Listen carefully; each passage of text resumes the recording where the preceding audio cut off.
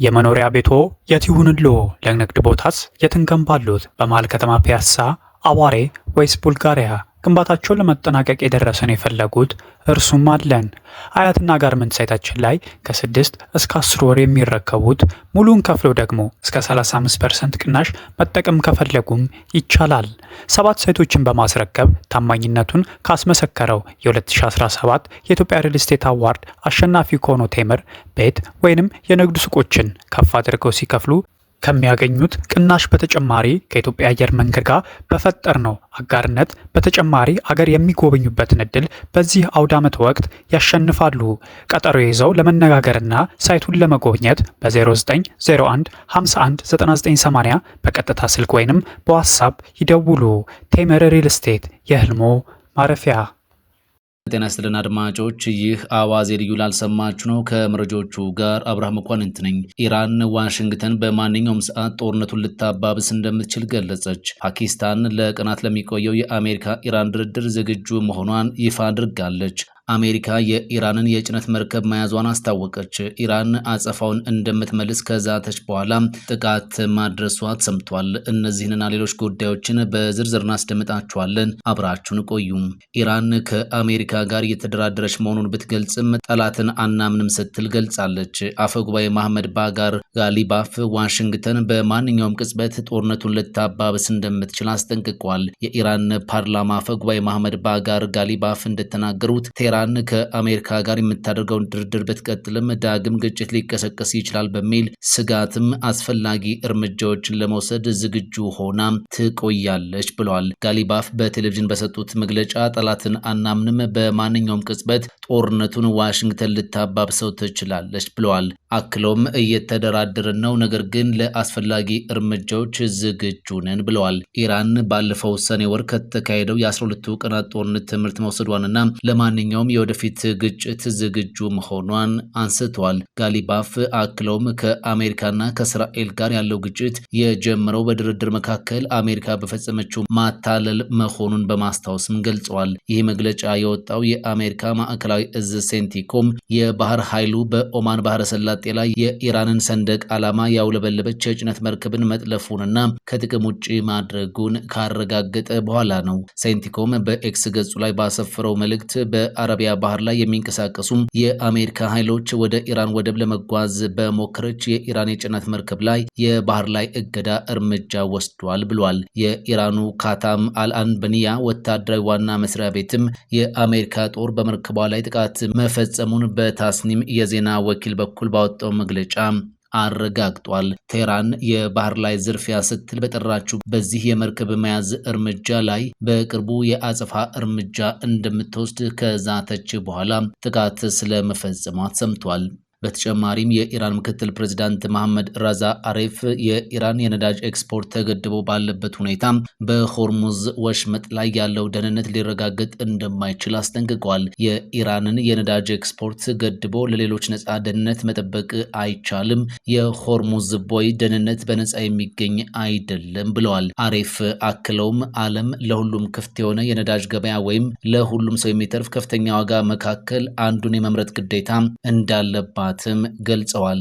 ፓኪስታን ለቀናት ለሚቆየው የአሜሪካ ኢራን ድርድር ዝግጁ መሆኗን ገለጸች። ቴህራን ግን ለመሳተፍ እርግጠኛ አይደለችም ተብሏል። የተኩስ አቁም ስምምነቱ የሚያበቃበት ጊዜ የተቃረበ ባለበትና ፓኪስታን ስምምነቱ እንዲራዘም ግፊት እያደረገች ባለችበት ወቅት የኢራን ባለስልጣናት ለሁለተኛው ዙር ድርድር እስካሁን ቁርጠኝነታቸውን አላሳዩም ተብሏል። ፓኪስታን በአሜሪካና በኢራን መካከል ያለውን ጦርነት ለማቆም ያለመውን ሁለተኛ ዙር ድርድር ለማስተናገድ ዝግጁ ነች ተብሏል። ባለፉት ጥቂት ሰዓታት ውስጥ እየታየ ያለው ከፍተኛ ውጥረትና የሁለት ሳምንቱ የተኩስ አቁም ስምምነት ማብቂያ ጊዜ መቅረቡ ቴህራን በድርድሩ ላይ ስላላት ተሳትፎ እርግጠኛ አለመሆንን ፈጥሯል። ሚያዝያ 11 በኢስላማባድ ከተካሄደ የመጀመሪያ ዙር ድርድር በተለይም አሁን የታቀደው ድርድር ጊዜያዊ ስምምነት አስታራቂዎቹ የመግባቢያ ሰነድ ብለው የሚጠሩት እስኪፈረም ድረስ ለበርካታ ቀናት ሊቀጥል እንደሚችል ለሁኔታው ቅርበት ያላቸው የዜና ምንጮች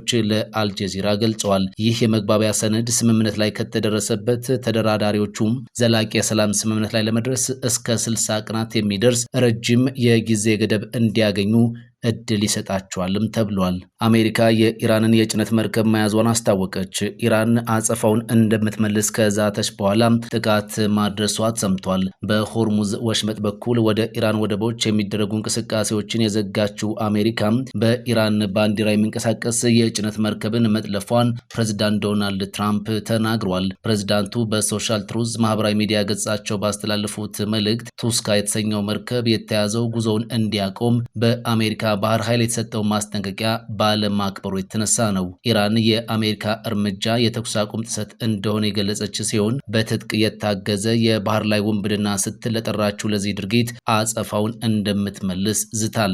እርምጃው እንደተወሰደ የተገለጸው ምክትል ፕሬዝዳንት ጄዲ ቫንስ ከኢራን ጋር የሚደረገውን ጦርነት ለመቋጨት ፓኪስታን ውስጥ በሚካሄደው ሁለተኛ ዙር ድርድር ላይ የአሜሪካን ልዑክ እንደሚመሩ ዋይት ሀውስ ካረጋገጠ በኋላ ነው። እስካሁን ኢራን በድርድሩ የመሳትፏን ነገር አላረጋገጠችም። የኢራን መንግስት መገናኛ ብዙሃን እንደዘገቡት የአገሪቱ ባለስልጣናት የአሜሪካ እገዳ በተጣለበት ሁኔታ ድርድር ውስጥ አንሳተፍም የሚል አቋም ይዘው ዘልቋል። ትራምፕ መርከቡ መጠለፉን ባስታወቁበት ልጥፋቸው ዛሬ የኢራንን ባንዲራ ያነገበም 900 ጫማ የሚጠጋ ቁመት ያለውና ክብደቱ ከአውሮፕላን ተሸካሚ የጦር መርከብ ጋር የሚቀራረብ ቱስካ የተሰኘ መርከብ የጣልነውን የባህር እግር ለማለፍ ሞክረዋል፣ ጥሩ አልሄደላቸውም ሲሉም ጽፈዋል። አሜሪካ መርከቡ እንዲቆም ማስጠንቀቂያ ብትሰጥም እንዳልተቀበለው በማንሳት ስለዚህ ባህር ኃይላችን ኢንጂን የሚገኝበት ክፍል ላይ በመምታት አቁሟቸዋል ሲሉ የተወሰደውን እርምጃ በዝርዝር ተናግሯል። ቱስካ ከዚህ ቀደም በነበረው የህገወጥ ተግባር እንቅስቃሴ ምክንያት በአሜሪካ ግምጃ ቤት ማዕቀብ ተጥሎበት ነበር። መርከቡ ላይ ሙሉ በሙሉ ቁጥጥር አለን፣ የተጫነውንም ነገር እያየን ነው ብለዋል ፕሬዝዳንት ትራምፕ። የኢራን ጦር ዋና መስሪያ ቤት ካታም አልአንበኒያ ቃል አቀባይ ባወጡት መግለጫ አሜሪካ ከኢራን የንግድ መርከቦች አንዱ በኦማን ባህር ላይ እያለ ተኩስ በመክፈት የጉዞ ስርዓቱን በማጥፋትና መርከቡ ላይ በመውጣት የተኩስ አቁም ጥሰት ፈጽማለች ብለዋል። ይህንን እርምጃ ያደረገችው ወታደሮቿን በማሰማራት እንደሆነ በመጥቀስ ምክትል ፕሬዚዳንት ጄዲ ቫንስ ከፕሬዚዳንት ዶናልድ ትራምፕ አማካሪዎች ስቲቭ ዊትኮቭ እና ኩሽነር ጋር ከኢራን ጋር በተያያዙ ጉዳዮች ላይ ለመወያየት ወደ ፓኪስታኗ መዲና ኢስላማባድ እንደሚያቀኑ ዋይት ሀውስ አረጋግጧል። ባለፈው ሳምንት ለ21 ሰዓታት የፈጀውን የመጀመሪያው ዙር ቀጥተኛ ድርድር የመሩት ጄዲ ቫንስ አሁንም የአሜሪካን ልዑክ በሊቀመንበርነት እንደሚመሩ ታውቋል። አሶሺየትድ ፕሬስ የዋይት ሀውስ ባለስልጣንን ጠቅሶ እንደዘገበው በልዑኩ ውስጥ የፕሬዚዳንቱ የቅርብ አማካሪዎች የሆኑት ዊትኮቭ እና ኩሽነር መካተታቸው ለጉዳዩ የተሰጠውን ከፍተኛ ትኩረት ያሳያል ሲል አስነብቧል። ፕሬዝዳንት ዶናልድ ትራምፕ ቀደም ብለው በሰጡት መግለጫ የአሜሪካ ልዑክ ወደ ኢስላማባድ እንደሚጓዝ አረጋግጠው የቴህራን መንግስት የቀረበለትን የሰላም ስምምነት እንዲቀበል አሳስበዋል። ባለፈው በኢስላማባድ የተደረገው የመጀመሪያ ዙር ድርድር በቁልፍ ጉዳዮች ላይ የነበሩ ልዩነቶች ባለመፈታታቸው ያለ ስምምነት መጠናቀቁ ይታወሳል። ይህ የሁለተኛ ዙር ጉዞ በእነዚህ ያልተፈቱ ነጥቦች ላይ መግባባት ለመፍጠር ያለመ እንደሆነ ተመላክቷል። ነገር ግን ሁለተኛው ዙር ድርድር አስመልክቶ እስካሁን ድረስ ከኢራን ባለስልጣናት በኩል የተሰማ አስተያየት የለም ተብሏል። ኢራን በአሜሪካ መርከብ ላይ በድሮን ጥቃት መፈጸሟ ተሰማ። አሜሪካ የኢራንን ጭነት የሚያጓጉዝ መርከብን በቁጥጥሯ ስር መዋሏን ተከትሎ ቴህራን በኦማን ባህረ ሰላጤ ላይ የሚገኙ የአሜሪካ ጦር መርከቦች ላይ የድሮን ጥቃቶችን መፈጸሟን ከእስላማዊ አብዮታዊ ዘብ ጋር ግንኙነት ያለው ታስኒም የዜና ወኪል ዘግቧል። አሜሪካ ትላንት የኢራን ባንዲራን አንግቦ እየተጓዘ የነበረ የጭነት መርከብን ጠልፋ በቁጥጥር ስር መዋሏን ካስታወቀች በኋላ ኢራን አጸፋውን እንደምትመልስ ዝታ ነበር። አሁን በአሜሪካ ጦር መርከብ ላይ ተፈጽሟል በተባለው ጥቃት የደረሰ ጉዳት ስለመኖሩ እስካሁን መረጃ አልወጣም። የኢራን ጦር ኃይሎችን የሚያስተባብረው የተልዕኮ ማዘዣ ጣቢያ የሆነው ሀታም አልአንበኒያ የአሜሪካ ባህር ኃይል በወሰደው እርምጃ የተኩስ አቁም ስምምነቱ መጣሱንና የአሜሪካ ጦር ላይ የአጸፋ እርምጃ እንደሚወስድ ገልጾ ነበር ሲል ቢቢሲ አስነብቧል። የመኖሪያ ቤቶ የት ይሁንልዎ?